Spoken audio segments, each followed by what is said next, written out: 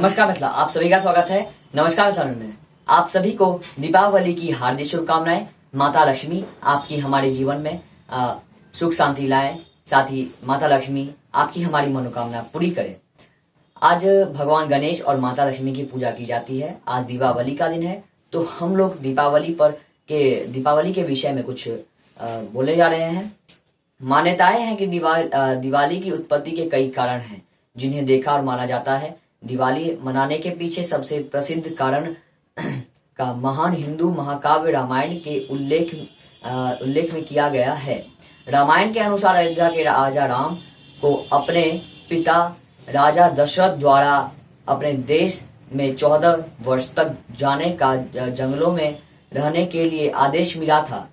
तो इसलिए प्रभु श्री राम 14 साल तक अपनी पत्नी सीता और विश्वास पात्र भाई लक्ष्मण के साथ निर्वासन में चले गए। जब दानव राजा ने सीता का अपहरण कर लिया तो प्रभु श्री राम उसके साथ युद्ध किया और रावण का वध कर दिया। ऐसा कहा जाता है कि प्रभु श्री राम ने सीता को बचाया और 14 वर्ष के बाद अयोध्या लौट आए। अयोध्या के लोग राम, सीता और लक्ष्मण का स्वागत करते हुए बेहद खुश थे। अयोध्या में राम की वापसी का उत्सव मनाने के लिए घड़ी में दिए गए छोटे मिट्टी के दीपक जलाए गए, पटाखे छोड़े गए, आतिशबाजी की गई और पूरे शहर अयोध्या को अच्छे से सजाया गया।